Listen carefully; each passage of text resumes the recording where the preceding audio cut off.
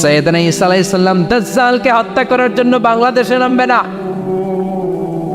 দাজ্জালকে হত্যা করার জন্য সৌদি আরবেও নামবে না, মিশরেও নামবে না, ইরাকেও নামবে না, লেবাননেও নামবে না, আলজেরিয়াতেও নামবে না, তিউনিসিয়াতেও নামবে না, মরক্কোতেও নামবে না।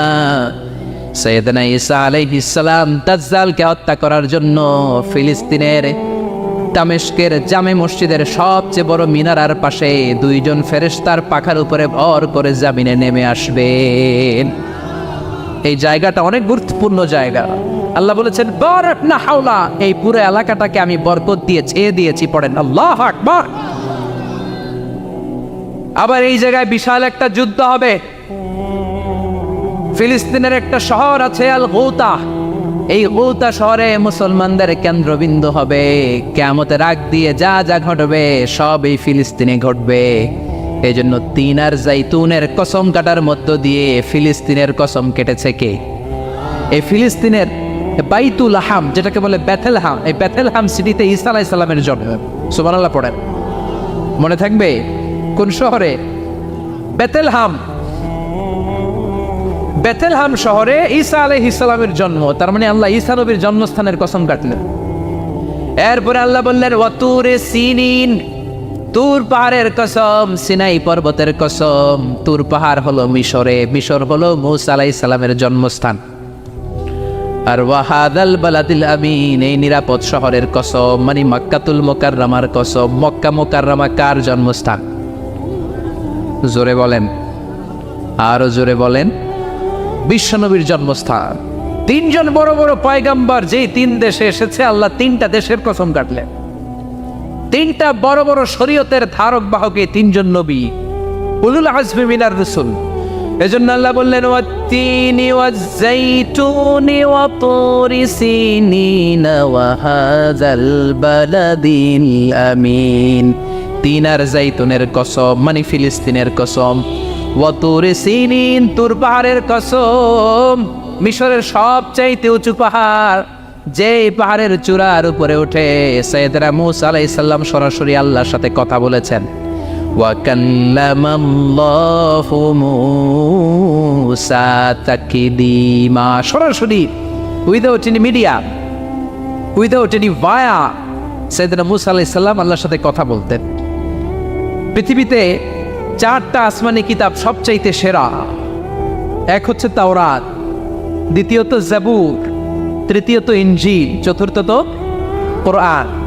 তাওরাত আল্লাহ নাজিল করেছেন সাইয়েদনা মূসা আলাইহিস সালামের উপর, জাবুর নাজিল করেছেন দাউদ আলাইহিস সালামের উপর, ইনজিল নাজিল করেছেন ঈসা আলাইহিস সালামের উপর, আর বিশ্বনবীর উপর নাজিল করেছেন কোরআন। ঠিক কিনা? এই তাওরাতকে রব্বুল আলামিন স্বয়ং নিজ হাতে লিখে কাঠের ফলকের মধ্যে, তক্তার মধ্যে লিখে সাইয়েদনা মূসা আলাইহিস সালামকে দিয়েছেন। সুবহানাল্লাহ। এটাকে আরবিতে বলে আলওয়াহ। লাউহের প্লুরাল হচ্ছে আলওয়াহ। কাঠের তক্তার মধ্যে আল্লাহ নিজে তাওরাত লিখেছেন। কিসের মধ্যে লিখছেন? কথা বলেন, শুনতেছেন? মনোযোগ আছে? কাঠের তক্তার মধ্যে তাওরাত লিখলেন। লিখে মূসা আলাইহিস সালামকে বললেন, মূসা ফিহি বুরহান, ফিহি হুদা, ফিহি হিদায়া। এই হচ্ছে তাওরাত কিতাব, আমি নিজ হাতে লিখে দিয়েছি। এর মধ্যে হেদায়েত আছে, এর মধ্যে বরকত আছে, এর মধ্যে বুরহান আছে, দলিল আছে। যাও এই কাঠের তক্তার মধ্যে লেখা তাওরাত কিতাবকে নিয়ে যাও, বনি ইসরাইলের কাছে এই তাওরাত কিতাবের দাওয়াত দাও। সাইয়েদনা মূসা আলাইহিস সালাম ছিলেন অনেক শক্তিশালী নবী। উনি ভাবলেন অল্প কয়েকটা তক্তা, কাউকে ডাকার দরকার নাই, আমার ভাই হারুন রে লাগবে না, আমি যথেষ্ট। আমার ভাই হারুন রে কষ্ট করে পাহাড়ের উপরে টেনে আনার দরকার নাই, 3-4টা তক্তা আমি নিজেই নিতে পারবো, নিজেই নিতে পারবো মনে করে সাইয়েদনা মূসা আলাইহিস সালাম আল্লাহর লেখা তক্তার উপরে যে তাওরাতের ফলক, এই ফলক ধরে টান দিয়েছে উঠানোর জন্য। আল্লাহ যেহেতু কিতাব দিয়েছে নিয়ে যায়, কিন্তু কি আজীব তামাশা, তক্তা ধরে কাঁধে তুলবে তো দূরের কথা, নাড়াতেই পারে না। সুবহানাল্লাহ আসতে বলেন, নাড়াতেই পারেন। ওনার এত শক্তি, উনি এক থাপ্পড় মেরে ফেরাউনের বাবুর্চিকে ওই জায়গার মধ্যে দুনিয়া থেকে বিদায় করেছিলেন। এক ধাক্কা মারলে 10 জন 10 হাত দূরে যেয়ে পড়তো। উনি রেগে গেলে ওনার মাথার চুলগুলো টুপি আর পাগড়ি ভেদ করে উপরের দিকে এরকম খাড়া হয়ে দাঁড়িয়ে যেত। স্বয়ং মালাকুল মাউতকে থাপ্পড় মেরে চোখ কানা করে দিয়েছিলেন। এর কারণ মালাকুল মাউত মানুষের সুরাতে আসছিল আর অনুমতি নেয় নাই। ঘরের মধ্যে ঢুকার আগে অনুমতির দরকার আছে না নাই? কি সুন্দর ইসলাম, হোয়াট এ প্রাইভেসি ইন ইসলাম। কত সুন্দর প্রাইভেসি ইসলাম আমাদেরকে শিখিয়েছে। আপনি ঘরে ঢুকবেন, অনুমতি নিয়ে ঢুকবেন। কার কথা? এক সাহাবী বললেন, নবী আমার ঘরে 2 ঘর। কয়টা? 2টা মাত্র রুম। এক রুমে থাকি আমি, আর এক রুমে থাকে আমার আম্মা জান। যেই আম্মা জানের বুকের দুধ খেয়ে আমি 10 মাস পেটের ভেতরে ছিলাম, 2 বছর বুকের দুধ খেয়ে বড় হলাম। আমার আম্মা জান থাকে এক রুমে, আমি থাকি আর এক রুমে। ও নবী, আমার মায়ের রুমে ঢোকার আগেও কি অনুমতি নেওয়া লাগবে নাকি? বিশ্বনবী বললেন, ও সাহাবা, আতুহিব্বু আন তারাহা উরিয়ানা, do you like to see your father naked? তুমি কি তোমার মাকে নেকেড দেখতে চাও? তুমি কি তোমার মাকে উলঙ্গ দেখতে চাও? সাহাবী বললেন, কাল্লা, কখনোই না। বিশ্বনবী বললেন, ইদান তাস্তাদিন, তোমার মাকে যদি উলঙ্গ দেখতে না চাও তাহলে অবশ্যই অবশ্যই অবশ্যই তোমার মায়ের ঘরে ঢোকার আগে অনুমতি নিয়ে ঢুকবা। সুবহানাল্লাহ। মায়ের ঘরে ঢোকার আগে অনুমতি নিতে হবে। তাহলে ভাইয়ের ঘরে, বোনের ঘরে, ভাবির ঘরে হ্যাঁ ঢুকাই যাবে না। ভাবির ঘরে ঢোকা যাবে? কারো ঘরে ঢোকার আগে অনুমতি নিতে হবে। এটাকে বলে প্রাইভেসি। ইসলামী প্রাইভেসিকে গুরুত্ব দেয়। কারণ আপনি হয়তো এমন একটা সময় চলে যাবেন ঘরের ভিতরে আপনার আম্মা ওই সময় হয়তো হালকা পোশাক পরে, সিম্পল কোনো কাপড় পরে শুয়ে আছে, ঠিক কিনা? ওই পোশাকে সে আপনার সামনে আসতে চায় না। আপনি যখন নক করবেন, আপনি যখন সালাম দিবেন, পারমিশন চাইবেন, সে হয়তো ওনাকে ঢেকে চাদর পরে সুন্দর করে জামাটা পরে তারপরে আপনার সামনে আসবে। চিল্লায় বলেন ঠিক কিনা? এজন্য অনুমতি নিয়ে ঢোকা ফরজ। কারো ঘরে যখন যাবেন আগে সালাম দিবেন, 3 বার সালাম দিবেন। 3 বার সালাম দেওয়ার পরে যদি উত্তর না পাওয়া যায় চলে যাবেন। কার কথা? মানতে রাজি আছেন তো? এগুলো মানি না, এই জন্যই ঘরে অশান্তি, ফ্যামিলিতে অশান্তি, চোখের হেফাজত নাই, নজরের হেফাজত নাই। এই নজরের লাগাম যদি টেনে ধরতে পারেন, ফ্যামিলির 50% সমস্যা এমনিই চলে যাবে। চিল্লা এখন ঠিক কিনা? সাইয়েদনা মূসা আলাইহিস সালামের কাছে মালাকুল মাউত, মৃত্যুর ফেরেশতা, মানুষের সুরাতে এসেছিল, অনুমতি নেয় নাই, হুট করে ঘরে ঢুকছে। ঢুইকা কয়, আনা মালাকুল মাউত, আমি মৃত্যুর ফেরেশতা, জিইতু আন আকবাদা রূহাক, আপনার রূহ কবজ করতে আসছি। মূসা আলাইহিস সালাম দেখতেছে একদম সলিমুদ্দি। মূসা নবী দেখে কি? আর সলিমুদ্দি কয় কি? আমি মালাকুল মাউত। ভেজাল আছে না নাই? সাইয়েদনা মূসা আলাইহিস সালাম দেখে দিব্যি সাধারণ মানুষ, আর সে বলে আমি তোমার রূহ কবজ করতে এসেছি। মূসা আলাইহিস সালাম রেগে গেলেন। অনেক মেজাজ ওলা নবী ছিলেন। রাগের চোটে এক থাপ্পড় দিলেন। থাপ্পড় খেয়ে মালাকুল মাউতের এক চোখ নাই। বুখারীর বর্ণনা, ফাসাক্কাহু ফাফাকু আইনা, থাপ্পড় মারলেন, চোখ শেষ। মালাকুল মাউত বাঁচার জন্য দিলেন দৌড়। এক দৌড়ে আল্লাহর আদেশে আল্লাহর আরশে চলে গেলেন। যে বলে, মাবুদ এমন নবীর কাছে পাঠিয়েছেন, আরসালতানি ইলা আবদিন লা ইউরিদুল মাউত, এমন বান্দার কাছে পাঠিয়েছে ওই বান্দা মরতে চায় না, খালি মারতে চায়। কি করতে চায়? মরতে চায় না, মারতে চায়। দেখেন কি করছে আল্লাহ। বললেন, ও মালাকুল মাউত, ভুল করছো, সালাম দাও না, অনুমতি নাও না, মানুষের সুরাতে গেছো, আর নবীও সাধারণ নবী না, মেজাজওয়ালা নবী, ঠিক কিনা? চিন্তা করে লাভ নাই, আমি কথা বলবো। সাইয়েদনা মূসাকে আল্লাহ ডেকে বললেন, ও মূসা, তুমি নাকি মরতে চাও না, খালি মারতে চাও। সাইয়েদনা মূসা বলেন, না মাবুদ, আমি তো চিনি নাই, এটা যে মালাকুল মাউত আমি তো চিনি নাই, চিনলে তো তার গায়ে আমি হাত তোলার সাহস করতাম না। আল্লাহ বললেন, ও মূসা যাও, দাইয়াদাকা আলা মাতনি সাউর, ওই যে একটা গাভী দেখা যায়, ষাঁড় দেখা যায়, ওই গরুর পিঠের উপরে তোমার ডান হাতটা রেখে দাও। সাইয়েদনা মূসা আলাইহিস সালাম গরুর পিঠের উপরে ডান হাত রাখলেন। আল্লাহ বললেন, মূসা তোমার ডান হাতের নিচে গরুর যতগুলো পশম, প্রত্যেকটা পশমের বিনিময়ে তোমার 1 বছর করে হায়াত আমি বাড়িয়ে দিলাম। মরতে যখন চাও না, মারতে যখন চাও, আরো কয়েক বছর মারো, হায়াত আমি বাড়িয়ে দিলাম। মূসা আলাইহিস সালাম বললেন, আল্লাহ সুম্মা মাযা, এই হাতের নিচে গরুর যত পশম তত আমার হায়াত বেড়ে যাবে। ধরলাম হাতের নিচে 2000 পশম, 2000 বছর হায়াত বাড়িয়ে দিলেন, কিন্তু সুম্মা মাদা 2000 বছর পরে কি হবে আগে ওইটা কোন? ওই ঝামেলাটা ভাঙের আগে আল্লাহ বললেন মূসা সুম্মাল মাউত, তারপরে তো তোমাকে মরতেই হবে, এই পৃথিবীতে আসলেই মরতে হয়। কুল্লু নাফসিন যায়িকাতুল মাউত, এই পৃথিবীতে যারা একবার আসবে তাদেরকেই মরতে হবে, ঠিক কি না? সাইয়েদনা মূসা আলাইহিস সালাম বললেন ফাল আনা, তাহলে আর দেরির দরকার নাই, এখনই আমাকে নিতে বলেন। সুবহানাল্লাহ। মালাকুল মাউত এসে মূসা আলাইহিস সালামের রূহ কবজ করে ফেললেন। এই মূসা আলাইহিস সালামের সাথে সরাসরি আল্লাহর কথা হতো এই তুর পাহাড়ের উপর, আর এই তুর পাহাড়ের নামে কসম কেটেছে কে? ওয়া তুরি সিনিন। আল্লাহ বললেন তিন আর জাইতুনের কসম, মানে ফিলিস্তিনের কসম। ওয়া তুরি সিনিন, তুর পাহাড়ের কসম, যেই তুর পাহাড়ের উপরে আমি তাওরাত কিতাব নাজিল করেছি। তাওরাত কিতাবটাকে কাঠের ফলকের মধ্যে লিখে বললেন মূসা নিয়ে যাও। মূসা আলাইহিস সালাম নিতে পারে না, মনে আছে? মনে আছে আপনাদের না ভুলে গেছেন? মূসা আলাইহিস সালাম ধরলেন, নাড়াতে পারেন না, আর কাঁধে তুলবে তো দূরের কথা, নাড়াতেই তো পারেন। এত শক্তিশালী নবী। তাওরাতের যে আলওয়াহুত তাওরাত, তাওরাতের ফলক, এই বাণীগুলো নিয়ে বাণীবাহকের কাজ করবে, বার্তাবাহকের কাজ করবে, বনী ইসরায়েলের কাছে এই পয়গাম পৌঁছে দিবে, কিন্তু তুলতেই তো পারে না। আল্লাহরে ডেকে বলে আল্লাহ পারি না। আল্লাহ বললেন ট্রাই করো, ট্রাই এগেইন, আবার চেষ্টা কর, দেখো না পারো কিনা। হাবিল সাইয়েদনা মূসা আলাইহিস সালাম ভাবলেন এই দিক দিয়ে পারি না, ওই দিক দিয়ে ধরলে মনে হয় পারবো। এবার তক্তার ওই পাশ দিয়ে নাড়াচাড়া শুরু করছে, ওই দিক দিয়েও পারে না। এবার ভাবলেন এক কাজ করি, মাঝখান দিয়ে দেখি নাড়াতে পারি কিনা। সাইয়েদনা মূসা আলাইহিস সালাম কাঠের তক্তাগুলোর মাঝখান দিয়ে ধরলেন, টান দিলেন, কিন্তু তক্তা নড়ে, নাড়ানোই যায় না, কাঁধে তুলবে তো দূরের কথা। সাইয়েদনা মূসা আলাইহিস সালাম অপরাধ হয়ে আল্লাহর ডেকে বললেন ও মাবুদ পারি না। আল্লাহ আসলে চাপছে মূসা যেন বলে পারি না। মূসা পারে না এটা শুনতে আল্লাহর বড় মনে চায়। সুবহানাল্লাহ কইবেন না? কারণ সব জায়গায় উনি পারে আর মারে। আজকে সাইয়েদনা মূসা আলাইহিস সালামের কণ্ঠে আল্লাহ শুনতে চায় আল্লাহ আমি অপারগ, আমি পারি না। সাইয়েদনা মূসা আলাইহিস সালাম বলে আল্লাহ সাইয়েদনা জিব্রাইলকে যদি বলে আমারে যদি একটু সাহায্য করে, আমার কাঁধে তুলে দিলে আমি নিয়ে বাড়িতে যাব না। সাইয়েদনা জিব্রাইলকে একটু বলেন।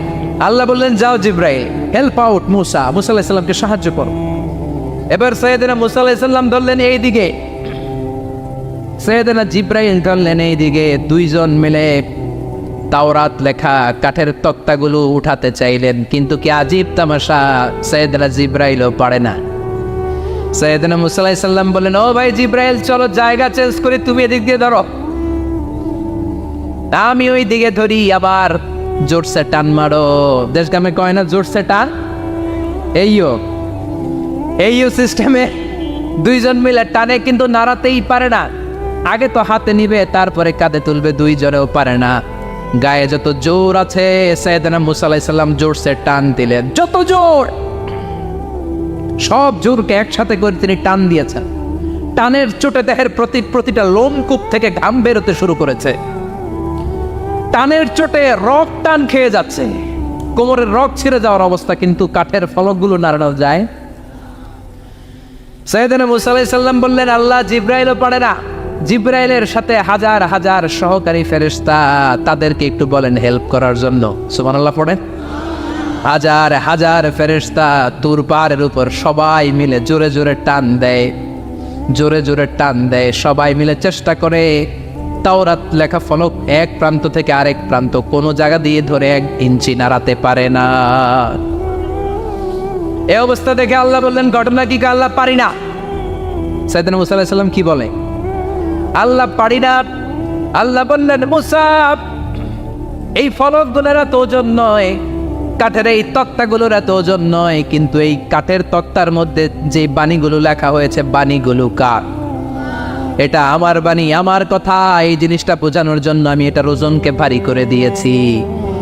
এবার জিব্রাইলের সহকারী ফেরেশতা লাগবে না, জিব্রাইলের সহযোগিতা লাগবে না, তোমার গায়ে আমি যেই জোর দিয়েছি টান দিয়ে দেখো সবগুলারে কাঁধে তুলে নিতে পারবা। সাইয়েদনা মুসা আলাইহিস সালাম এবার বিসমিল্লাহ বলে সব কিনি তাওরাত লেখা কাঠের তক্তাগুলো কাঁধে নিয়ে এক দৌড়ে বাড়ি। আল্লাহু আকবার। যেই পাহাড়ের উপর এই তক্তা টানাটানির ঘটনা ঘটেছে পাহাড়টার নাম, এজন্য আল্লাহ বললেন ওয়াত্তিনি ওয়াজ-যাইতুনি ওয়া তুরি সিনিনা ওয়া হাযাল বালাদিল আমিন। তিন আর জাইতুনের কসম, তুর পাহাড়ের কসম। আবার তুর পাহাড়ের মধ্যে নূরের তাজাল্লি দিয়েছে কে? ফালাম্মা তাজাল্লা রাব্বুহু জাআলাহু দাক্কান ওয়া খাররা মূসা সাঈকা। সাইয়েদনা মুসা আলাইহিস সালাম বললেন আল্লাহ তোমাকে দেখতে চাই। আল্লাহ বললেন দেখতে পারবে না, পাহাড়ের দিকে তাকাও, পাহাড়ের মধ্যে নূরের তাজাল্লি দেব, যদি পাহাড় টিকে যায় তাহলে দেখতে পাবা। আল্লাহ যখন তুর পাহাড়ের উপর তাজাল্লি মেরেছেন, পাহাড় ভেঙে খান খান হয়ে যায়, সাইয়েদনা মুসা আলাইহিস সালাম বেহুশ হয়ে যায়। এই বেহুশ হওয়ার ঘটনা আর পাহাড় জ্বলে ছাই হওয়ার ঘটনা যেখানে ঘটেছে, ওই পাহাড়টার নাম জোরে বলেন। ওই তুর পাহাড়ের কসম কেটেছে কে? ওয়াতুরি 2285 মিটার উঁচু, অনেক উঁচু পাহাড়। আবার ইয়াজুজ মাজুজ যখন পৃথিবীতে আক্রমণ করবে, ইন্না ইয়াজুজ ওয়া মাজুজ মুফসিদুনা ফিল আরদ। তামাম জাহানে ইয়াজুজ মাজুজ যখন আক্রমণ করবে, তামাম পৃথিবীটাকে যখন লন্ডভন্ড করে দিবে, সাইয়েদনা ঈসা আলাইহিস সালাম মুমিন বান্দাদেরকে নিয়ে যেই পাহাড়ের উপর আশ্রয় নিবেন সেটা হলো এই তুর পাহাড়। সুবহানাল্লাহ। ঈসা আলাইহিস সালাম মুমিনদেরকে নিয়ে এক পাহাড়ে চলে যাবেন এই ইয়াজুজ মাজুজের অত্যাচার থেকে বাঁচার জন্য। এদেরকে ইংরেজিতে বলে Gog Magog. If you search in Google by writing Gog and Magog, আপনি পেয়ে যাবেন ইয়াজুজ মাজুজের কাহিনী। হাত্তা ইযা ফুতিহাত ইয়াজুজ ওয়া মাজুজ ওয়া হুম মিন কুল্লি হাদাবিন ইয়ানসিলুন। লক্ষ লক্ষ ইয়াজুজ মাজুজের বাহিনী আসবে। এই ইয়াজুজ মাজুজের বাহিনীর অত্যাচার, অবিচার, অনাচার, জুলুম থেকে, মারামারি থেকে বাঁচার জন্য মুসলমানরা ঈসা আলাইহিস সালামের নেতৃত্বে যেই পাহাড়ের উপর আশ্রয় নিবেন, ওই পাহাড়ের নাম হলো তুর পাহাড়। ওই পাহাড়ের নাম কি? কোরআনে অনেকবার আল্লাহ তাআলা এই তুর পাহাড়ের কথা বলেছেন। আমি নিজে এই তুর পাহাড়ের চূড়ায় উঠেছি 2 বার। পাথরের পাহাড়, মাঝরাতে উঠতে হয়। এই তুর পাহাড়ের নিচে একটা গির্জা আছে, খ্রিস্টানদের প্রাচীনতম গির্জা, সেন্ট ক্যাথেরিনা গির্জা। এই গির্জার ভিতরে ঢুকেছিলাম দেখার জন্য। এটা পবিত্র জায়গা। মুসা আলাইহিস সালাম যখন যাচ্ছিলেন, আল্লাহ বলেন ফাখলা'না আলাইক ফাখলা'না আলাইকা ইন্নাকা বিল ওয়াদিল মুকাদ্দাসি তুয়া। শুজ অফ, জুতা খুলে ফেলো। মুসা জুতা খুলে ফেলো। ইন্নাকা বিল ওয়াদিল মুকাদ্দাসি তুয়া। You are in a very holy valley, very sacred valley. একটা পবিত্র উপত্যকায় তুমি এসেছো। এর চাইতে উন্নত এবং পবিত্র উপত্যকা আমি মহাবিশ্বে কোথাও সৃষ্টি করি নাই। চিল্লায় পড়েন সুবহানাল্লাহ। মাঝরাতে এই তুর পাহাড়ে উঠতে হয়, ব্যাকপ্যাক নিয়ে যেতে হয়, সেখানে পানি টানি খাবার দাবার নিয়ে ওঠা লাগে। 3-4 ঘন্টা লাগে উঠতে, নামতে আবার 3-4 ঘন্টা। সকালে 10টা-11টার পরে আর তুর পাহাড়ে থাকা যায় না, কারণ আমাদের বাংলাদেশের পাহাড়গুলো মাটির পাহাড়, তুর পাহাড় হচ্ছে পাথরের পাহাড়। পাথরের পাহাড়ে যখন সূর্যের আলো লাগে, পাথরের পাহাড় গরম হয়ে যায়। আমরা মাঝরাতে উঠতে শুরু করলাম। আমরা যখন উঠতেছি দেখলাম খ্রিস্টিয়ান কমিউনিটির একটা গ্রুপ, তারাও উঠছে, ইহুদিদের একটা গ্রুপও উঠছে, কারণ এটা 3 ধর্মের লোকদের কাছে তীর্থস্থান। এই তুর পাহাড়ের চূড়ায় ছোট্ট একটা মসজিদ আছে, 7-8 জন নামাজ পড়া যায়। খ্রিস্টানদের একটা গির্জা আছে, ইহুদিদের একটা সিনাগগ আছে। ফজরের সময় উঠলাম, পুরো সিলসিলাতুল জিবাল তুর পাহাড় দেখলাম। অবাক হলাম, এই পাহাড়ে বিশ্বনবী মেরাজের রাতে নেমে দোয়া করেছেন, ঠিক কিনা? এই পাহাড়ে ঈসা আলাইহিস সালাম মুমিনদেরকে নিয়ে ইয়াজুজ মাজুজের আক্রমণ থেকে বাঁচার জন্য আশ্রয় নেবেন। এই তুর পাহাড়ের কসম কোরআনের ভেতরে কেটেছে কে? এজন্য আল্লাহ বললেন ওয়াত্তিনি ওয়াজ-যাইতুনি ওয়া তুরি সিনিনা ওয়া হাযাল বালাদিল আমিন।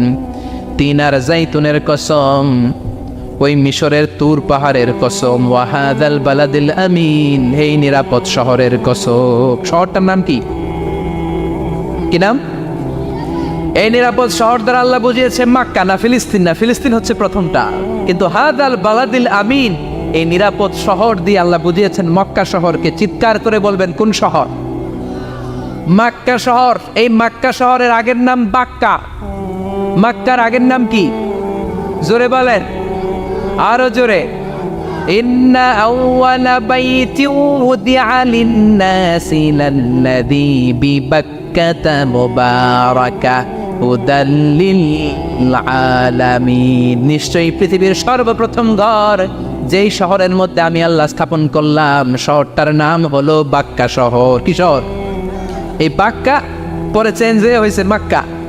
আল্লাহু আকবার। তার মানে আজকে জানলেন মক্কা শহরের আগের নাম হলো বাক্কা। আগের নাম কি? মক্কা শহরে অনেক হোটেল আছে, হোটেলের নাম ফুন্দুক বাক্কা। দেখছেন? ফুন্দুক বাক্কা মানে বাক্কা হোটেল। এই বাক্কা হচ্ছে মক্কার আগের নাম, মনে থাকবে। আল্লাহ বললেন হাদাল বালাদিল আমিন, এই নিরাপদ শহরের কসম, এই শহরের চেয়ে নিরাপদ শহর পৃথিবীর মধ্যে। ইউসাউইরুকুম ফিল আরহামি কাইফা ইয়াশা লা ইলাহা ইল্লা হুয়াল আজিজুল হাকিম। তিনি হলেন এমন সত্তা যিনি মায়ের পেটে থাকা অবস্থায় তোমাদের চেহারার ডিজাইন করে দিয়েছে। চিল্লায়া বলেন সুবহানাল্লাহ। তাহলে চারটা কসম কেটে আল্লাহ যে দামি কথাটা বললেন, লাকাদ খালাকনাল ইনসানা ফি আহসানি তাকওয়িম, সুন্দর আকৃতিতে তৈরি করেছি। এজন্য সুন্দর চেহারাটা নিয়ে যখন আয়নার সামনে দাঁড়াবেন, তখন আপনি আয়নার দোয়া পড়বেন আল্লাহুম্মা হাসসানতা খালকি ফাহসিন খুলুকি। বিশ্বনবীর চেহারা সুন্দর বেশি না কম? জোরে বলেন। চাঁদের চেয়ে সুন্দর তুমি নবী আমার কামলিওয়ালা, চাঁদের চেয়ে সুন্দর তুমি নবী আমার কামলিওয়ালা। দু জাহানের বাদশাহ তুমি প্যারা নবী সাল্লে আলা, দু জাহানের বাদশাহ তুমি প্যারা নবী সাল্লে আলা। চাঁদের চেয়ে সুন্দর তুমি নবী আমার কামলিওয়ালা। সুবহানাল্লাহ। বিশ্বনবীর চেহারাটা বড় সুন্দর ছিল। এত সুন্দর চেহারার মানুষ পৃথিবীতে দ্বিতীয়টা নাই। ওই চেহারা নিয়ে বিশ্বনবী আয়নার সামনে যখন দাঁড়াতেন, উনি বলতেন আল্লাহুম্মা হাসসানতা খালকি ফাহসিন খুলুকি। এর মানে হলো আল্লাহ আমার চেহারাটা আপনি যেমন সুন্দর করেছেন, আমার চরিত্রটাও সুন্দর করে দিয়ে। This is the attitude. এটাকে বলা হয় attitude. What a marvellous amazing attitude he belongs. বিশ্বনবীর কি সুন্দর অ্যাটিটিউড ছিল। সুন্দর চেহারা নিয়ে আয়নার সামনে দাঁড়িয়ে তিনি বলতেন, আল্লাহ আমার চেহারাটা যেমনি সুন্দর করেছো, আমার চরিত্রটাকেও সুন্দর করে দাও। আমার বাহিরটা যেমন সুন্দর আল্লাহ, আমার ভেতরটারেও সুন্দর করে দিও। পড়েন আমিন। এই আয়নার দোয়া পারেন তো? আয়নার সামনে দাঁড়ায় এই দোয়া পড়েন তো? নাকি বলেন আয়না বসাইয়া দিও কলবের ভিতর? এগুলো বলবেন? পড়েন আল্লাহুম্মা হাসসানতা খালকি ফাহসিন খুলুকি, আল্লাহুম্মা হাসসানতা খালকি ফাহসিন খুলুকি। হে আল্লাহ, সবাই বলেন হে আল্লাহ, তুমি আমার চেহারাটা সুন্দর করেছ, তুমি আমার চরিত্রটাও সুন্দর করে দিও। আমিন। আর জোরে পড়েন আমিন। এই জন্য নিজে যখন আয়নার সামনে দাঁড়াবেন এটা বলবেন, আপনার স্ত্রী যখন আয়নার সামনে দাঁড়ায় তখন এইটা বলবেন, আপনার বাচ্চা যখন আয়নার সামনে দাঁড়ায় তখন এই দোয়া পড়বেন। রাজি আছেন তো? আয়নার সামনে দাঁড়িয়ে আমরা বলবো হাসসানতা খালকি, আল্লাহ তুমি আমার চেহারাটা সুন্দর করেছো। আমরা সবাই সুন্দর, আমরা সবাই সুন্দর। যার কালার কালো, কালো চামড়ার লোক, তার মধ্যে একটা সৌন্দর্য আছে না নাই? আল্লাহ বললেন এই কালো আর ধলো এগুলো তো বাইরে। ওয়াখতিলাফু আলওয়ানিকুম ওয়া আলসিনাতিকুম, তোমাদের গায়ের রঙের ভিন্নতা, ভাষার ভিন্নতা, এগুলো আল্লাহর মিরাকেল। একজন সাদা, একজন কালো, একজন ধূসর বর্ণের, এক একজনের চেহারার সাথে আরেকজনের চেহারার মিল নাই। সুবহানাল্লাহ। এটাই সৌন্দর্য। এজন্য আল্লাহ বললেন লাকাদ খালাকনাল ইনসানা ফি আহসানি তাকওয়িম, আমি গোটা মানব জাতিকে চমৎকার একটা স্টাইল দিয়ে তৈরি করেছি। এই স্টাইলের সাথে পৃথিবীর কোনো প্রাণীর কোনো মিল থাকে না। সুবহানাল্লাহ। কি অসাধারণ আমাদের কাঠামো। আপনি যদি হিউম্যান ব্রেইন নিয়ে চিন্তা করেন, আমাদের ব্রেইনের ক্যাপাসিটি কিন্তু অনেক বেশি। এই পৃথিবীতে সবচেয়ে পাওয়ারফুল যে কম্পিউটার আবিষ্কার করা হয়েছে এটার নাম Cray one super computer. United States of আমেরিকাতে যারা মিলিটারি বেসে জব করে তাদের ম্যাথমেটিক্যাল ইকুয়েশন ড্র করার জন্য, সলিউশন করার জন্য এই ক্রে-1 সুপার কম্পিউটার তারা ইউজ করে। বিজ্ঞানীরা হিউম্যান ব্রেইনের ক্যাপাসিটির সাথে ওই ক্রে-1 সুপার কম্পিউটারের তুলনা করেছে। তারা তুলনা করে দেখেছে ক্রে-1 সুপার কম্পিউটারের চেয়েও আমাদের ব্রেইন শতগুণ বেশি শক্তিশালী। আমাদের হেয়ারিং সিস্টেম নিয়ে যদি আপনি গবেষণা করেন অবাক হয়ে যান। এই যে কানের মধ্যে এখানে পেঁচানো দেখা যায়, এটা কি আল্লাহ এমনি এমনি দিছে? মা খালাকতা হাদা বাতিলা, এমনি এমনি আল্লাহ কিচ্ছু দেয় নাই। এই পেঁচানো ডিজাইন না থাকলে আপনি শুনতে পেতেন না। আপনার কান দুইটা যদি কেটে কান কাটা রমজান করে দেয়, আপনি কোনো আওয়াজ শুনতে পাবেন না। এই কানের ডিজাইনগুলো, এই আঁকাবাঁকা পথগুলো আল্লাহ তাআলা দিয়েছে ইথারে ভেসে আসা সাউন্ডগুলোকে ইলেকট্রিক্যাল সিগন্যালের মাধ্যমে ভেতরে ঢুকানোর জন্য। কানের 3টা পার্ট থাকে, একটা হচ্ছে আউটার এয়ার, একটা হচ্ছে মিডল এয়ার, তারপরে হচ্ছে ইনার এয়ার, মাঝখানে এয়ার ড্রাম থাকে। এই আউটার এয়ার থেকে, মিডল এয়ার থেকে তারপরে ইনার এয়ারে ইলেকট্রিক্যাল সিগন্যাল দিয়ে বাতাসে ভেসে আসা এই সাউন্ডের ওয়েভগুলো, এই তরঙ্গগুলোকে ইলেকট্রিক্যাল সিগন্যাল দিয়ে ট্রান্সমিট করে ব্রেইনের হেয়ারিং নার্ভের কাছে পাঠিয়ে দেয়। এই সূক্ষ্ম কাজগুলো হতে আসলে অনেক সময় লাগে, কিন্তু 1 সেকেন্ডের মধ্যে আমি বলছি আর আপনারা সেকেন্ডে শুনছেন। চিল্লা এখন সুবহানাল্লাহ। আবার কান যেখানে রাখা দরকার আল্লাহ ওইখানে রাখলেন, চোখ দুইটা যেখানে দেয়া দরকার ওইখানে দিলেন, নাক যেখানে দেয়া দরকার ওইখানে, মুখ যেখানে দেয়া দরকার। এর চেয়ে সুন্দর করে কি আর তৈরি করা যেত? নাক এইখানে না রেখে অন্য জায়গায় সেট করলে কি বেশি সুবিধা হতো? নাক যদি পেছনে থাকতো, খাওয়ার সময় খাবারটা বাসি না ভালো এটা ঘ্রাণ নেওয়ার জন্য সব সময় খাবার পেছনে নিয়ে ধরা লাগতো, ঠিক কিনা? তার মানে নাক এই জায়গায় রাখাতে সুবিধা হয়েছে না?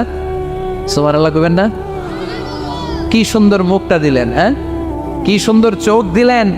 এই কান দিয়ে আমরা শুনি, দেখেন কানের সেটিংটা কত সুন্দর। ধরেন ফর এন এক্সাম্পল, উদাহরণস্বরূপ এই কানটা আল্লাহ এইখানে না রেখে এই কান যদি আপনার এই বাম বগলের ভিতরে দিত, আর এই কান যদি আপনার এই বগলের নিচে দিত, তাহলে আজকে মিজানুর রহমান আজহারের ওয়াজ শোনার জন্য সবার এইভাবে বসে থাকা লাগতো 1.5 ঘন্টা। কারণ এইভাবে এখন যেভাবে আছেন এইভাবে বসে থাকলে তো কান চাপা পড়ে যেত, কথা একটাও শোনা যেত না। সুবহানাল্লাহ কইবেন না? চোখের সেটিংটা কত সুন্দর। চোখ এইখানে না রেখে যদি মাত্র 2 ইঞ্চি উপরে এইখানে দিত, সেজদা দিতে পারতেন। শীতকালে যে ফুটবল খেলেন, হেড দিতে পারতেন। হেড দিতে গেলে বল চোখের মধ্যে লাগা, চোখ শেষ। সুবহানাল্লাহ পড়েন। কি অসাধারণ অবকাঠামো! এই হিউম্যান অ্যানাটমি নিয়ে গবেষণা করলে মানুষ অবাক হয়ে যায়। দেহের ভেতরে কি সমস্ত যন্ত্রপাতি দিলেন, কিডনি দিলেন, গল ব্লাডার দিলেন, হার্ট দিলেন, লাং দিলেন। যেখানে যে অঙ্গটা রেখে দেওয়া দরকার ঠিক সেইভাবে মায়ের পেটে থাকতেই আমাদের ডিজাইন দিয়েছে কে? এতগুলো ডিজাইনের মালিক কে? 600 কোটি মানুষ যদি পৃথিবীতে থেকে থাকে তাহলে 600 কোটি ডিজাইন লাগছে না ওনার? আরো কয়শো কোটি আসবে আমরা জানি। কয়শো কোটি ডিজাইন চলে গেছে জানি। একটা ডিজাইনের সাথে আরেকটা ডিজাইনের মিল আছে? চিৎকার করে বলেন এই কারিগরটা কে? এজন্য আল্লাহ বলেন 4টা জিনিসের কসম কেটে তোমাদেরকে আমি যেটা বলবো শোনো। লাকাদ খালাকনাল ইনসানা ফি আহসানি তাকওয়িম। আমি মানুষের আকৃতিটা, মানুষের চেহারাটা বড্ড সুন্দর করে তৈরি করেছি। এত সুন্দর করে আল্লাহ তৈরি করেছেন, এর কোনো বাদিল নাই, কোনো বিকল্প নাই। চোখ যেমন হওয়া দরকার ঠিক তেমন। এই চোখ নিয়ে কত গবেষণা হয়েছে শুনলে অবাক হয়ে যাবেন। মাত্র 2 মিলিমিটার ডাইমেনশনের ছোট্ট আমাদের চোখ। এই চোখ দিয়ে আমরা অনেক কিছু দেখি। কাছের জিনিস যেমনি দেখি, দূরের জিনিসও দেখি। দূরের চাঁদ দেখি, দূরের সূর্য দেখি, দূরের মেঘমালা দেখি, ওই বিমানটাকে দেখি, আবার কাছে ছোট্ট মানুষটাকেও দেখি, ঠিক কিনা? এটার ভেতরে আল্লাহ অনেক পাওয়ারফুল মেগাপিক্সেল দিয়েছেন। এই পৃথিবীতে সবচাইতে পাওয়ারফুল যে ক্যামেরাগুলো আবিষ্কার হয়েছে মুভি শুট করার জন্য, সেখানে যেই মেগাপিক্সেল আল্লাহ দিয়েছেন চোখের ভেতরে এর কয়েক গুণ বেশি দিয়েছেন। চিল্লায় বলেন আল্লাহু আকবার।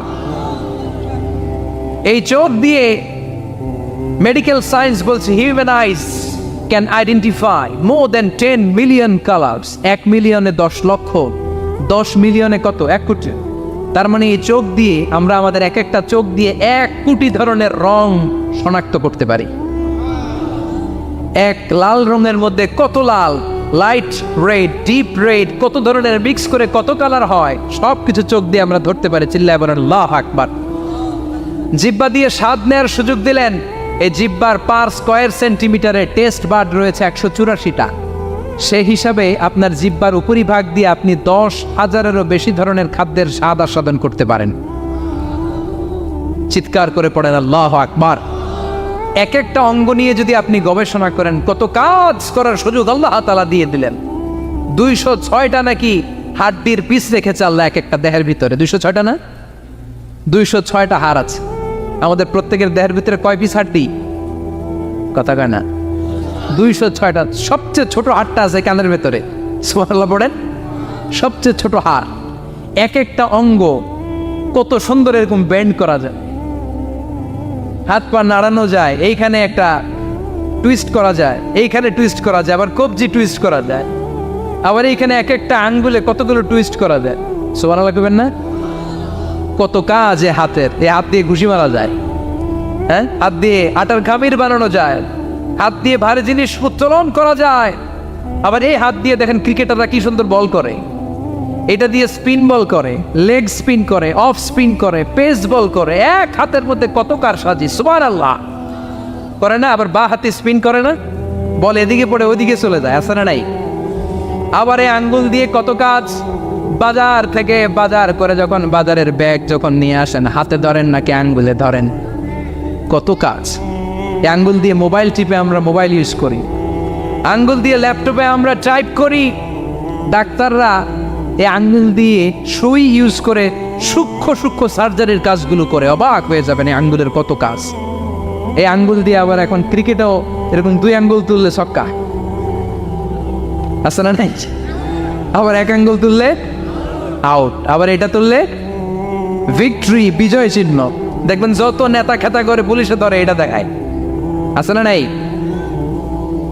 এইভাবে কত ধরনের নমুনা আমরা ইউজ করি, কতভাবে হাতগুলোকে ইউজ করি, কতভাবে পা গুলোকে ইউজ করি। দেহের এই সৌন্দর্য আমাদের দান করেছে কে? লাকাদ খালাকনাল ইনসানা ফি আহসানি তাকওয়িম। আমি মানুষকে সব চাইতে সুন্দর আকৃতিতে তৈরি করেছি। সুবহানাল্লাহ পড়েন, চিল্লায় পড়েন আল্লাহু আকবার। আল্লাহ বললেন মানুষ সব চাইতে সেরা, মানুষ হলেন সব চাইতে সেরা। মানুষ যখন সেরা হয়, মানুষের চাইতে সেরা কেউ হয় না। আবার মানুষ যদি নিকৃষ্ট হয়ে যায়, মানুষের চাইতে নিকৃষ্ট কেউ হতে পারে না, ঠিক কি না? আল্লাহ বললেন মানুষের আকৃতি আমি বড্ড চমৎকার করে বানালাম। সবচেয়ে সুন্দর আকৃতি মানুষের। সবচেয়ে সুন্দর আকৃতি কার? জোরে বলেন। সবচেয়ে বেশি মর্যাদা কার? আশরাফুল মাখলুকাত কে? আশরাফুল মাখলুকাত কে? চিল্লায়া বলেন। নাকি হাতি? রয়্যাল বেঙ্গল টাইগার শক্তিশালী না? এটা তো মানুষ খেয়ে ফেলায়, তো এটাই না আশরাফুল মাখলুকাত হওয়া দরকার? হাতি সবচেয়ে শক্তিশালী না? তো এইটাই না আশরাফুল মাখলুকাত হওয়া দরকার? এগুলো কোনটাই আশরাফুল মাখলুকাত না। আশরাফুল মাখলুকাত হচ্ছে মানুষ। আশরাফুল মাখলুকাত কি? চিল্লায় বলেন আশরাফুল মাখলুকাত কে? এজন্য আল্লাহ বললেন লাকাদ খালাকনাল ইনসানা ফি আহসানি তাকওয়িম। আমি মানুষকে চমৎকার আকৃতি দিয়ে তৈরি করেছি। সুম্মা রাদাদনাহু আসফালা সাফিলিন। আবার মানুষকে আমি একেবারে নিম্নগামী করেছি। উপরে যেমনি নিয়েছি, আবার মানুষকে নিম্নগামীও করেছি। তার মানে মানুষ যদি সম্মানিত হয়, মানুষের চেয়ে বেশি সম্মানিত কেউ হতে পারে? মানুষ যদি সম্মানিত হয়, মানুষের চেয়ে সম্মানিত হওয়ার সুযোগ কারো আছে? দলিল কি? দলিল হচ্ছে বিশ্বনবী যখন মেরাজে যাচ্ছিলেন, একটা সার্টেন লেভেল, যে একটা নির্দিষ্ট জায়গায় যে সাইয়েদনা জিব্রাইল বললেন ইয়া রাসূলুল্লাহ আমি আর উপরে যেতে পারবো না, আমার খেলা এই জায়গায় শেষ, নবী আপনার খেলা এখন শুরু। সুবহানাল্লাহ। ও নবী, এই জায়গার নাম সিদরাতুল মুনতাহা, এটা সীমান্ত বৃক্ষ, এটা হচ্ছে বর্ডার এরিয়া। কি এরিয়া? এটা হলো বর্ডার এরিয়া, এখানে আমার খেলা শেষ। আজীবন আমি এই জায়গায় এসে কান পেতে আল্লাহর অর্ডার শুনেছি, আর ওই অর্ডার তামিল করার জন্য দুনিয়াতে নেমেছি। আমি জিব্রাইলের উপরে যদি 1 ইঞ্চি উপরে ওঠার চেষ্টা করি, আমার শত শত পাখাগুলোকে জ্বালিয়ে ছাই করে দিবে কে? সাইয়েদনা জিব্রাইলের উপরে যেতে পারে নাই। যেখানে সাইয়েদনা জিব্রাইলের খেলা শেষ, ওইখানে বিশ্বনবীর খেলা শুরু হয়েছিল। কোন সুবহানাল্লাহ। তার মানে মানুষ যখন উপরে ওঠে, এত উপরে উঠে যায়, ফেরেশতাদেরকেও হার মানিয়ে ফেরেশতাদের উপরে চলে যায়।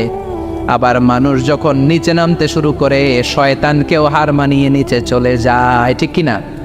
তার মানে হাইয়ার হলে সব দিক দিয়ে হাইয়ার। হাইয়েস্ট তো অল ক্রাইটেরিয়াতে সে হাইয়েস্ট, লোয়েস্ট তো অল ক্রাইটেরিয়াতে সে লোয়েস্ট। মানুষ ভালো হলে এর চেয়ে ভালো আর হয় না, মানুষ খারাপ হলে তার চাইতে খারাপ আর হয় না। এজন্য আল্লাহ বললেন সুম্মা রাদাদনাহু আসফালা সাফিলিন। মানুষকে যেমনি আমি সুন্দর আকৃতি দিয়ে তৈরি করেছি, আবার ওই মানুষকে আমি আল্লাহ নিম্নগামী করেছি। যেটা উপরে ওঠে ওইটা আবার নিচেও নামা লাগে, ঠিক কিনা? নিরাশ হবেন না, হতাশ হবেন না, হাল ছাড়বেন না, ভরসা রাখুন কার উপর? মনে থাকবে এই সূরার সেন্ট্রাল থিম বা সাবজেক্ট ম্যাটার, কেন্দ্রীয় আলোচ্য বিষয় হচ্ছে নিরাশ হওয়া যাবে না, হতাশ হওয়া যাবে না, হাল ছেড়ে দেওয়া যাবে না, ভরসা রাখতে হবে কার উপর? এজন্য আল্লাহ আলোর কথা বলেছেন। সুবহানাল্লাহ পড়েন। এই সূরা নাজিলের একটা ব্যাকগ্রাউন্ড আছে, শুনবেন? কোন প্রেক্ষাপটে নাজিল হলো শুনবেন? এই সূরাটা হচ্ছে সূরাতুদ দুহা, হচ্ছে মাক্কি সূরা। কি সূরা? সবাই কোন? মাক্কি সূরা, এবং মাক্কি যুগের একেবারে শুরুর দিকে নাজিল হওয়া সূরা। বিশ্বনবীর কাছে কোরআনের শুরুর দিকে যে সমস্ত আয়াত নাজিল হয়েছে, বিশ্বনবী প্রচার করেছেন। কারণ আল্লাহ বলেছেন বাল্লিগ মা উনজিলা ইলাইক, নবী আপনার কাছে আমি যা নাজিল করেছি প্রচার করে দেন, প্রচার করে দেন। তো যাই নাজিল হতো বিশ্বনবী প্রচার করে দিত। হঠাৎ করে কোরআন নাজিল হওয়া বন্ধ হয়ে গেল, আর নাজিল হয় না। বিশ্বনবী started to miss the revelation, কোরআনকে খুব মিস করতে লাগলেন। কিরে, কি সুন্দর জিবরাইল আসতো, কোরআন নিয়ে, ওহী নিয়ে, আসে না কেন? নাজিল হচ্ছে না কেন? এখন বিশ্বনবী কোরআন পেলে কোরআন প্রচার করত, কোরআনের আয়াতগুলো সবার সাথে শেয়ার করত। এখন নাজিলও হয় না, শেয়ারও করতে পারে, প্রচারও করতে পারে, প্রচার কার্যক্রম বন্ধ। কাফেরদের মধ্যে গুনগুন শুরু হয়ে গেল, মুহাম্মদ তোর রব তোরে ভুলে গেছে। নাউজুবিল্লাহ কইবেন না? তোমার রব তোমারে ভুলে গেছে, তোমার আল্লাহ তোমার উপর অসন্তুষ্ট হয়েছে। কোনো বর্ণনায় এসেছে 15 দিন, কোনো বর্ণনায় 1 মাস, কোনো বর্ণনায় 3 মাস, কোনো বর্ণনায় 6 মাস ওহী নাজিল বন্ধ ছিল। বিশ্বনবী ওহীকে মিস করতে লাগলেন। ঘটনা কি? ওহী নাজিল হয় না কেন? আমি এখন কি প্রচার করব? বিশ্বনবী আর কিছুই প্রচার করতে পারছেন না, নাজিলও হয় না, উনিও প্রচার করতে পারেন না। কারণ বিশ্বনবী তো মন গড়া কিছু বলেন না। বলেন ওয়ামা ইয়ানতিকু আনিল হাওয়া ইন হুয়া ইল্লা ওয়াহয়ুই ইউহা। আল্লাহর ওহী আসলে বিশ্বনবী বলে, তা না হলে বিশ্বনবী বলে? বিশ্বনবী যাই নাজিল হতো প্রচার করে দিতেন, যা তোনার উপর অবতীর্ণ হতো মানুষের সাথে শেয়ার করে দিতেন। এখন আয়াত নাজিল হয় না, বিশ্বনবীও শেয়ার করতে পারে না। সাহাবারা বলল বিশ্বনবী আয়াত নাজিল হয় না কেন? বিশ্বনবী বলে আমি কিছু জানি না। কাফির মুশরিক মহলে গুনগুনানি শুরু হয়ে যায়। ঘটনা কি? মুহাম্মদের রব মুহাম্মদ রে বুইল্লা গেছে, মুহাম্মদের রব মুহাম্মদের ছাইরা দিছে, মুহাম্মদের আর পছন্দ করে না, এজন্য কোনো আয়াত নাজিল করে না। বিশ্বনবীর চাচি আবু লাহাবের স্ত্রী উম্মে জামিল বলল, মুহাম্মদ তোমার শয়তানটা বুঝি তোমার কাছে আসে না? এই শয়তান দ্বারা উদ্দেশ্য নিয়েছে জিবরিল আলাইহিস সালামকে। নাউজুবিল্লাহ পড়েন। এবার বিশ্বনবী টেনশনে পড়ে গেলেন। ঘটনা কি রে? কি ভুল আমার হয়? কি অন্যায় আমি করলাম? কি ভুল আমার হচ্ছে? কি ত্রুটি আমার, যে কারণে আল্লাহ আমারে পছন্দ করে না? 3 মাস 6 মাস হয়ে যায়, আকাশ থেকে কোনো ওহী নাজিল হয় না। কি আমি করলাম? আমার মনে হয় আমার কোনো ভুল হয়েছে, আমার কোনো ত্রুটি হয়েছে, অন্যায় হয়েছে, যে কারণে আমার আল্লাহ আমারে পছন্দ করে না। মাঝে মাঝে আমাদের জীবনে এরকম হতাশা আছে না নাই? কিরে, আমি এত দোয়া করি কবুল হয় না কেন? আমার জীবনে এত দুঃখ কেন? আমার জীবনে এত কষ্ট কেন? আমার জীবনে তো ভালো কিছু হয় না। সবাই হুর হুর করে এগিয়ে যায়, কত সুন্দর ক্যারিয়ার, বিসিএস হয়ে যায়, সরকারি জব হয়ে যায়, ব্যবসায় লালে লাল, আমার তো কিছু হয় না, আমার কিচ্ছু হলো না। এরকম হতাশা আছে না নাই? এই সূরা আপনাকে শিখাতে চায়, don't be sad, don't be frustrated, don't be upset.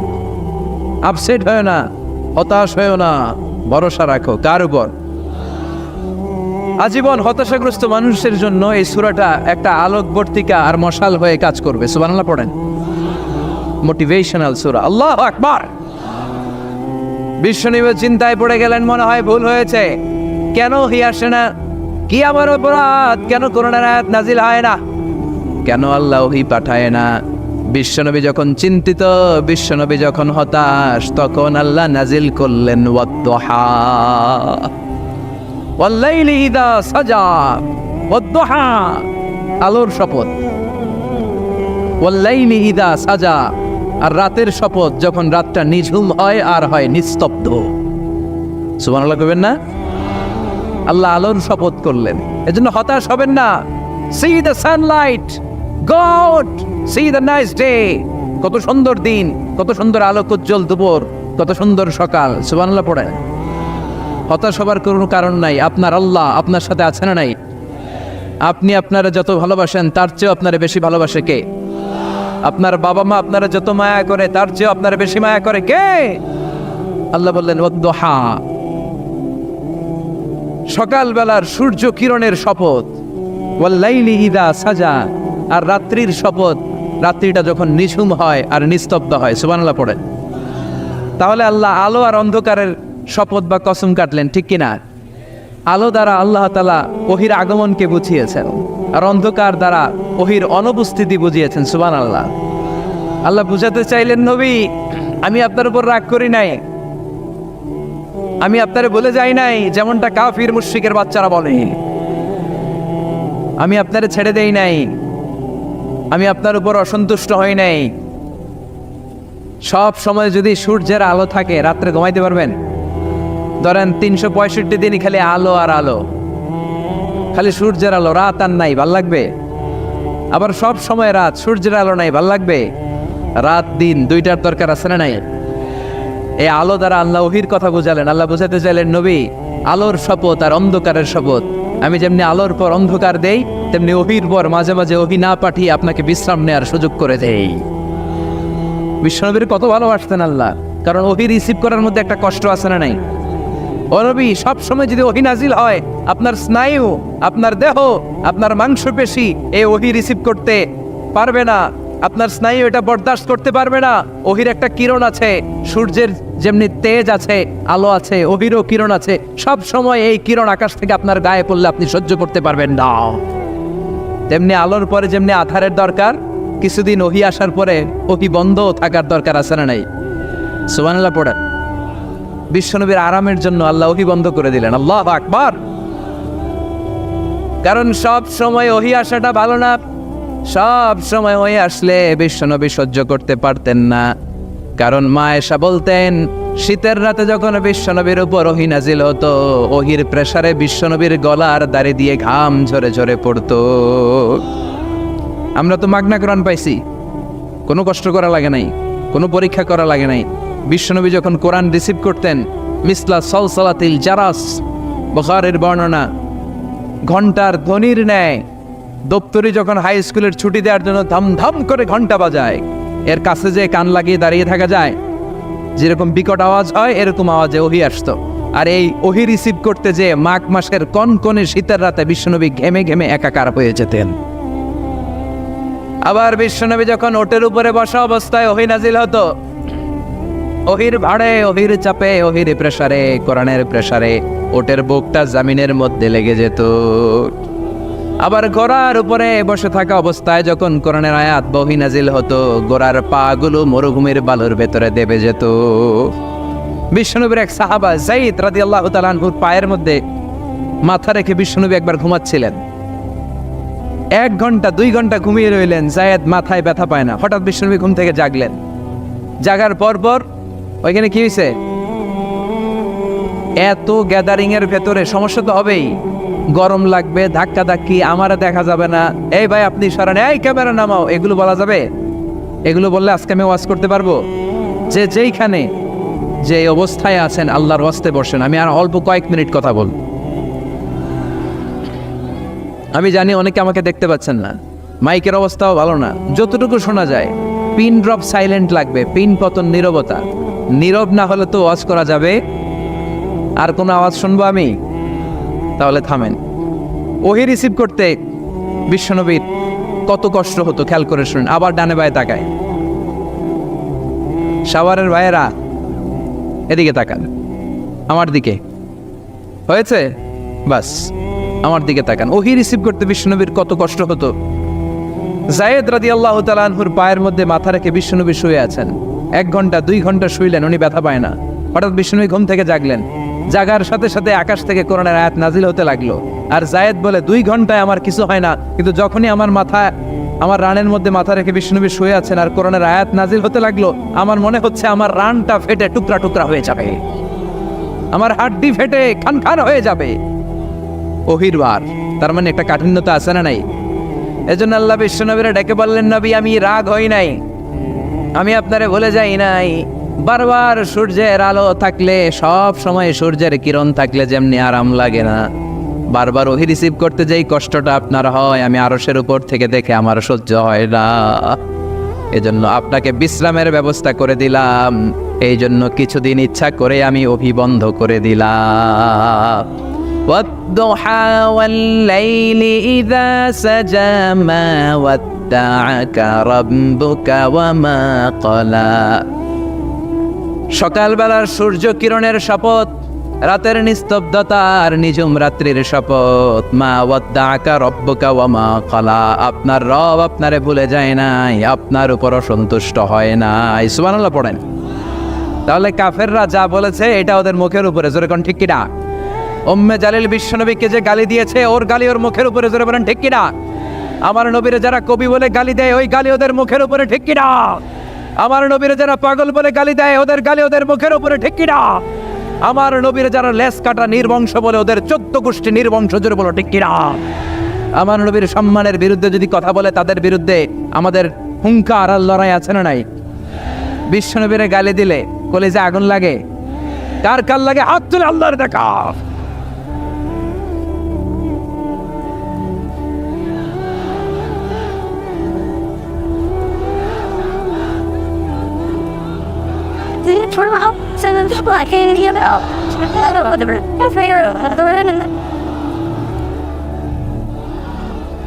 বিশ্বনবীর সম্মান, এটার কোনো তুলনা হয়? বিশ্বনবীর লাইফ নিয়ে কথা বলা, অসাধারণ এক লাইফ, ওনার বায়োগ্রাফি, এটা অসম্ভব। এটা তলাবিহীন সাগরের মতো। বিশ্বনবীর গিয়ে যদি কথা বলতে শুরু করে, এটা অনেকটা তলাবিহীন সাগরের মতো। এটা সাগর কিন্তু কি নাই, কথা কয় না, কি নাই? বিয়ন্ডলেস, বাউন্ডলেস, বটমলেস, ঠিক কিনা? As a father, as a husband, as a teacher, as a lawgiver, as a lawmaker, as a reformer of the society, as a messenger, as a commander, Muhammad is a superman of the world. গোটা বিশ্বের জন্য তিনি Superman হয়ে এসেছে। এজন্য আমার নবীরা যারা গালি দেয়, এগুলো পিতৃ পরিচয়হীন জারদ সন্তান। বিশ্বনবীর সম্মান নিয়ে উল্টাপাল্টা করলে এটা সহ্য করা হবে না, জোরে কোন ঠিক কিনা? তুমি আমারে গালি দাও, আমি মেনে নিব। আমার বাপরে গালি দাও, মেনে নিব। আমার দলের গালি দিবি, মেনে নিব। কিন্তু আমার নবীরে গালি দিলে খবর আছে না নাই? আমার নবীর দিকে, আমার নবীর সম্মানের দিকে বা হাত তুললে ওই বা হাত কেমন করে ভেঙে দিতে হয় সেটাও আমাদের জানা আছে, জোরে কোন ঠিক কিনা? বিশ্বনবীর সম্মান, ইটস অ্যান আনপ্যারালাল ইস্যু। এই ইস্যুতে হেফাজত নাই, এই ইস্যুতে জামাত নাই, এই ইস্যুতে চরমনাই নাই, এই ইস্যুতে সরসিনা নাই, এই ইস্যুতে তাবলীগ নাই, আওয়ামী লীগ নাই, জামাত নাই। 17 কোটি মানুষ এক প্ল্যাটফর্মে দাঁড়িয়ে যায়, চিল্লায় বলেন ঠিক কিনা? কারণ এই নবীর সুপারিশ ছাড়া আমি আপনি জান্নাতে যেতে পারবো না, জোরে কোন ঠিক কিনা? এজন্য নবীর ভালোবাসা, নবীর প্রতি মাহাব্বত অন্তরে থাকার দরকার আছে না নাই? আল্লাহকে যে পাইতে চায় হযরতকে ভালোবেসে, আরশ কুরসি লৌহ কালাম না চাইতে পেয়েছে সে। হযরতকে ভালোবেসে, আরশ কুরসি লৌহ কালাম না চাইতে পেয়েছে সে। ঠিক কি না? বিশ্বনবীর ভালোবাসলে গোটা বিশ্ব তার পায়ের সামনে এসে চুমু খাবে। আমরা ওই নবীর ভালোবাসা চাই, আমরা ওই নবীর শাফাত চাই, আমরা ওই নবীর নেতৃত্বে জান্নাতে ঢুকতে চাই। এজন্য আল্লাহ বললেন, নবী মা ওয়াদ্দাআকা রাব্বুকা ওয়া মা ক্বালা, ভয় নাই, চিন্তা নাই, হতাশ হবেন না, নিরাশ হবেন না, আমার উপর ভরসা রাখেন। আপনার আল্লাহ আপনারে ভুলে যায় নাই, আপনার আল্লাহ আপনার উপর অসন্তুষ্ট হয় নাই। ও নবী, আপনি জেনে রাখেন, লাল আখিরাতু খায়রুল লাকা মিনাল উলা। দুনিয়ার বুকে অনেকে আপনারে গালি দিবে, দুনিয়ার বুকে আপনার অনেক বিপদ আসবে। দুনিয়াটা আসল নয়, আসল হলো আখিরাত। ওয়ালাল আখিরাতু খায়রুল লাকা মিনাল উলা। ও নবী, আখিরাত এই দুনিয়ার চেয়ে আপনার জন্য শ্রেষ্ঠ। আরেক আয়াতে বললেন শ্রেষ্ঠ এবং স্থায়ী। বাল তুনসিরুনাল হায়াতাদ দুনিয়া ওয়াল আখিরাতু খায়রুন ওয়া আবকা। সুবহানাল্লাহ। ও নবী, এই দুনিয়া স্থায়ী না, এই দুনিয়া শ্রেষ্ঠ নয়, শ্রেষ্ঠ আর স্থায়ী জায়গা হলো জান্নাত। এজন্য দুনিয়ার জন্য পাগল হওয়া যাবে না, মুমিন পাগল হয় আখিরাতের জন্য। এই দুনিয়াতে আজীবন থাকতে আসি নাই, আজীবন থাকবেন? কথা কন। এজন্য এতজনের ভয় পেয়ে লাভ কি? ভয় পাবো আমরা একজনের, চিল্লায় বলেন তিনি কে? যাদের হৃদয়ে আছে আল্লাহর ভয়, তারা কবু পথ ভুলে যায় না। আল্লাহর প্রেম ছাড়া এই দুনিয়ায় কারো কাছে কোনো কিছু চায় না।